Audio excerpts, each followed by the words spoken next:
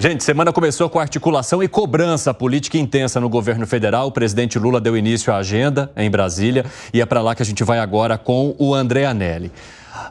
Teve conversa, recado direto para ministro do primeiro escalão, tem cobrança sobre articulação política, tem anúncio sobre programas novos que vêm por aí para sinalizar para a classe média. O que você destaca, hein, André Anelli? Seja muito bem-vindo.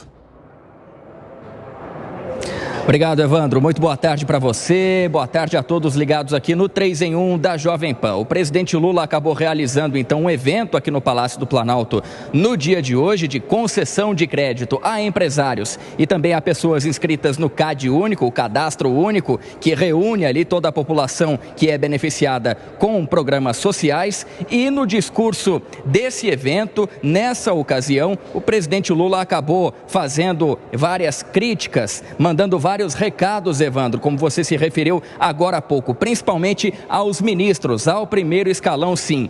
Lula citou nominalmente o ministro da Fazenda, Fernando Haddad, e também o ministro da Indústria, Comércio e Serviços, o vice-presidente Geraldo Alckmin. Em relação ao primeiro, Haddad, o presidente Lula falou que ele não deve ficar apenas lendo o livro e deve participar diretamente das articulações junto ao Congresso Nacional. E aí, nesse mesmo sentido, o presidente Lula acabou se referindo também a Alckmin. Disse que ele precisa ser mais ágil no sentido de também fazer articulações junto ao Congresso Nacional. O presidente Lula fazia essas críticas em relação principalmente às pautas que o governo julga como importantes, como necessárias, principalmente no campo da economia e que estão em tramitação no Congresso Nacional, como, por exemplo, a regulamentação da reforma tributária, também a votação do PERSE, aquele programa que acabou ajudando, então, as empresas de eventos durante a pandemia da Covid-19 e uma preocupação recente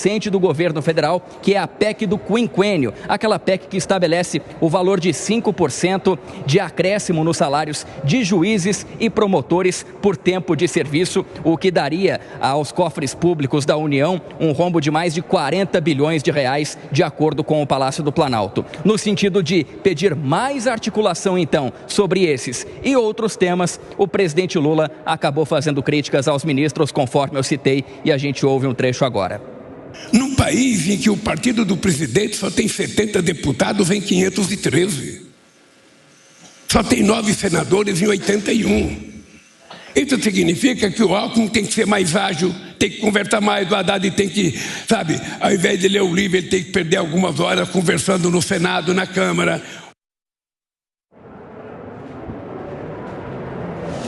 Como eu disse, o presidente Lula acabou fazendo esse discurso, então, durante o programa de concessão de crédito a empresários e também a pessoas inscritas no cadastro único. E aí, nesse segundo ponto do discurso que a gente vai conferir agora, o presidente Lula deu um recado aos empresários, dizendo que não é apenas o governo federal, nem o ministro da Fazenda, Fernando Haddad, que estão otimistas em relação ao futuro da economia do país, mas também os empresários, que quando são perguntados, por exemplo, pela imprensa, acabam sendo um pouco mais reticentes, dizendo que o governo nunca atende todas as demandas da categoria, mas que no fundo esses empresários estão sim satisfeitos e estão acreditando no futuro da economia do país. A gente confere esse segundo trecho agora. E não é apenas eu que estou acreditando na economia ou o Haddad. É sinal que os empresários também estão acreditando, embora nem todos nunca falem para a imprensa.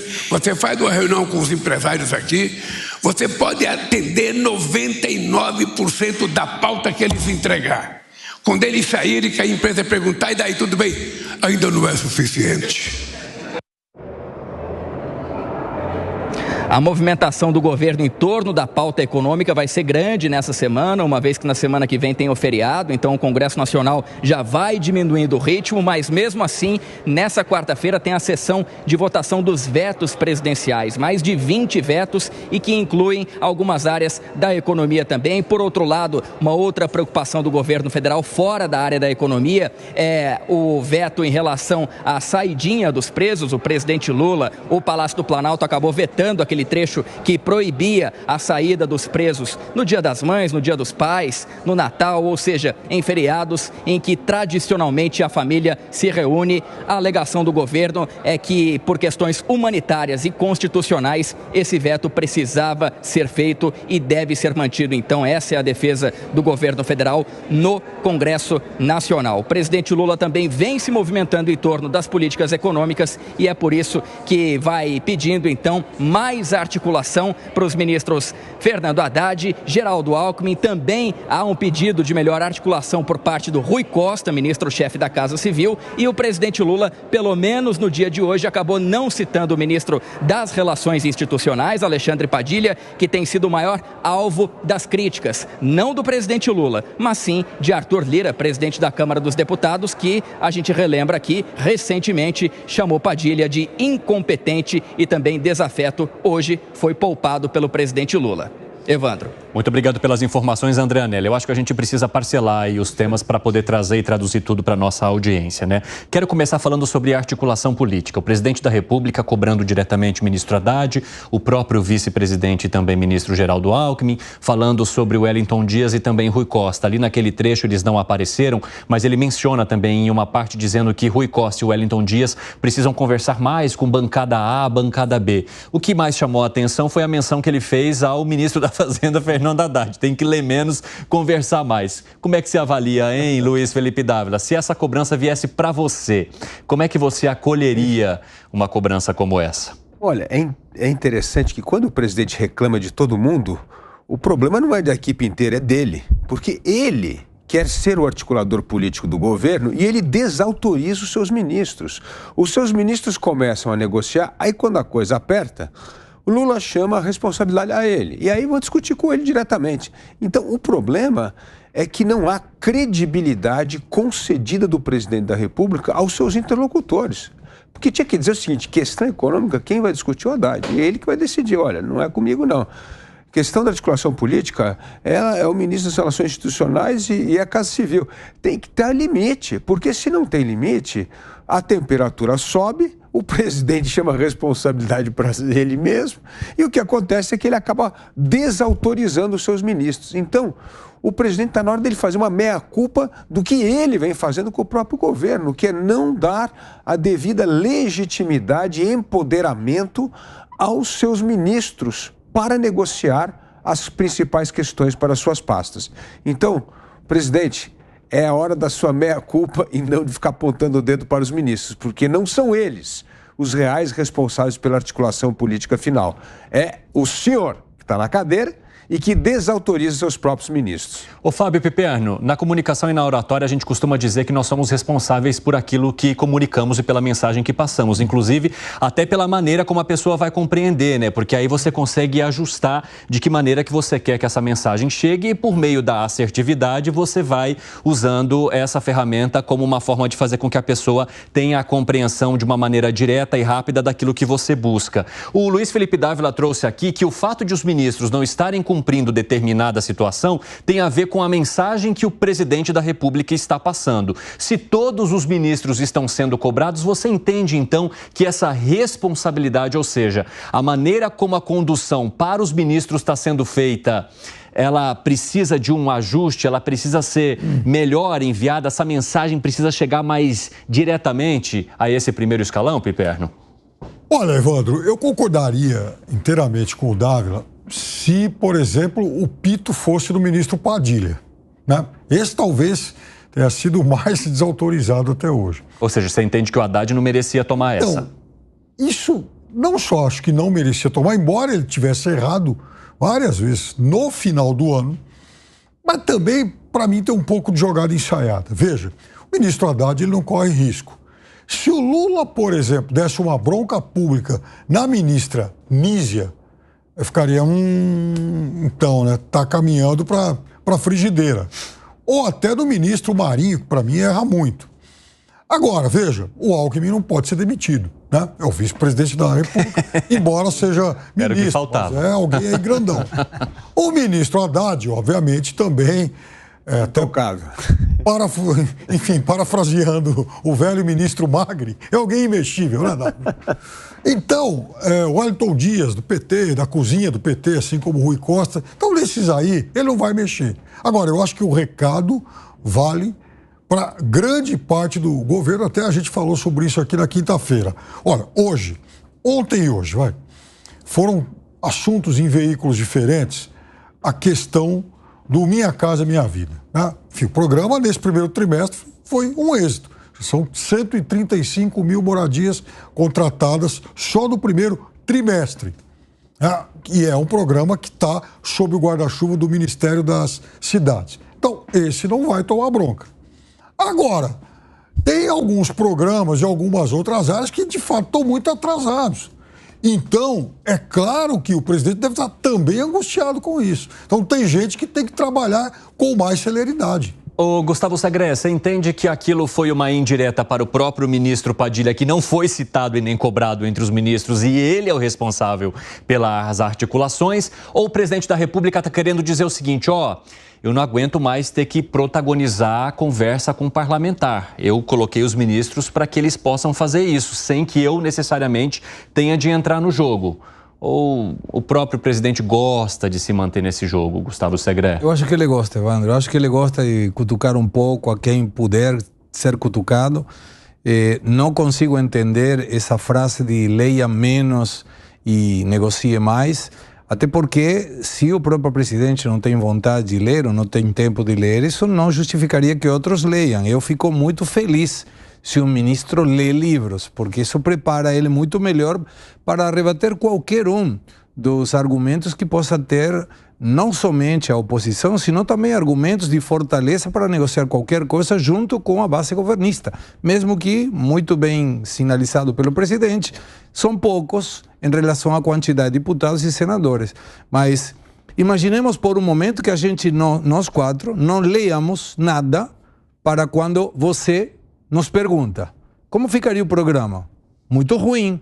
Não teríamos nenhum argumento para falar, eu acredito que tal coisa. Tá, qual é o argumento? Não, eu acredito.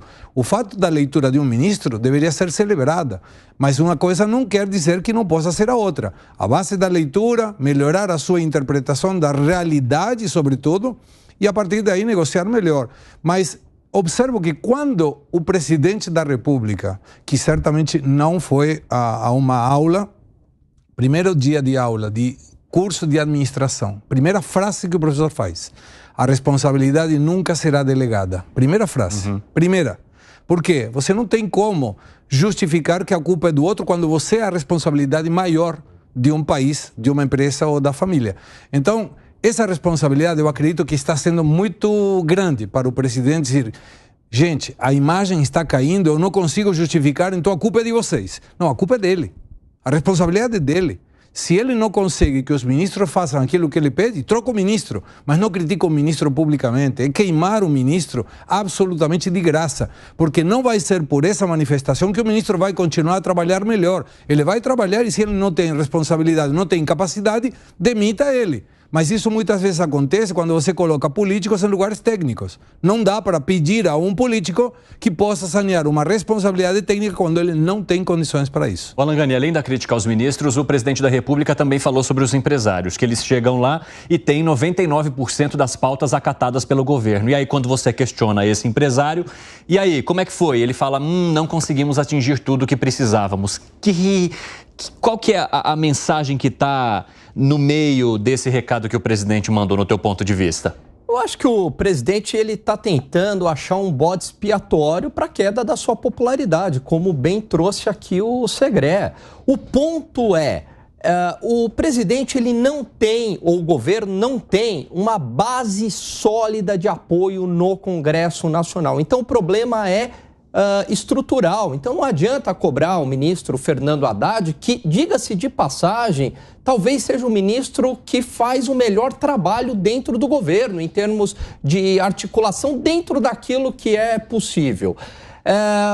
O mesmo vale para o vice-presidente da República, que tem uma boa interlocução com o empresariado. Então, a gente está falando de dois ministros que são mais racionais, né, mais ponderados. Imagine o resto. Mas se você perde esses ministros, ou se eles têm um desempenho melhor, você troca, não vai mudar nada. Você tem uma base fraca de apoio. Esse é o ponto, né?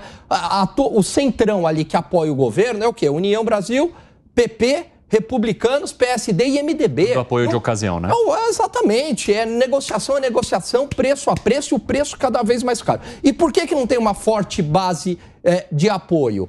Porque da forma que ele foi eleito ali, fazendo uma ampla coalizão, prometendo mundos e fundos, não tem poder para todo mundo, não tem verba para todo mundo. Além do que, não tem um plano econômico, o país está à deriva. E aí explica a queda da sua popularidade. A população não sente mudanças concretas na economia, não tem um plano de segurança pública. Então, veja, o governo está enfraquecido, porque a economia não reage como deveria reagir, a segurança vai mal, a saúde vai mal com a dengue, governo enfraquecido e Congresso empoderado. Você pode trocar o Haddad pelo Meirelles, você pode... o Alckmin não dá para trocar, mas o Alckmin pode fazer um trabalho melhor ainda. Não vai mudar. A questão é estrutural. Enquanto não tiver um plano econômico, um plano de segurança pública, não vai para frente. Fala, Dávila. Além dessa ausência de plano que o Alan Gani bem mencionou aqui, existem outros dois problemas. Primeiro, o governo cedeu, e aí é o presidente da República, não é o governo, o presidente da República cedeu muito rápido, muito dinheiro e muito cargo, e recebeu muito pouco em troca. Então, ele negociou mal, porque ele acabou dando demais e recebendo pouco em torno. E o segundo ponto, que ele não dá puxão de orelha porque ele não tem coragem, porque vai piorar a situação com o Congresso, é a péssima qualidade das lideranças do governo no Congresso Nacional. Eles parecem que não sabem nada do que está acontecendo lá, só toma bola nas costas. É a PEC do quinquênio, é a questão da demora da reforma tributária, é uma coisa inacreditável como os líderes do governo no Congresso vêm tomando bola nas costas. E aí sobra para os ministros. Mas os ministros não têm que saber o que está acontecendo todo dia no plenário da Câmara, nas comissões do Senado, da Câmara. Quem tem que ter esse sinal de alerta, quem tem que estar negociando isso, são justamente as lideranças do governo no Congresso. Então, assim, você tem uma cadeia de lideranças fracas no Congresso, sobra para o ministro, quando negocia, é atropelado pelo presidente, que no aperto das coisas rapidamente já começa a abrir mão de cargos e verbas. Então fica muito difícil ter uma estratégia de negociação quando primeiro você não tem, como bem disse o Alan Gani, um plano. Qual é a bússola? A gente está aqui negociando a aprovação do Plano Nacional de Segurança Pública, é a regulamentação da reforma tributária. Não tem um plano. Então não tem um plano, o que acontece? Só sobra o pequeno varejo. E o pequeno varejo é essa chantagem mesmo diária. Já que não tem um plano maior, é bom cacifar o máximo que eu posso nesse momento, porque aí eu agrado a minha base, eu tenho mais influência na eleição municipal e eu me perpetuo no poder. Então, a estratégia está errada. Falta o plano nacional, ou o que eu chamo de um plano estratégico para o país. Falta boa articulação no Congresso para alertar antes que isso se torne uma crise. A PEC do quinquênio é razão disso. Como é que se vota um negócio desse e passa... Aí, assim, o governo sai pelo jornal... Pautas bomba nesta semana para o governo. Mas como é uma pauta bomba de 50 bi, como é que o governo escapa pelo jornal? Não pode. Onde é que estão essa turma do Congresso? O que estão fazendo?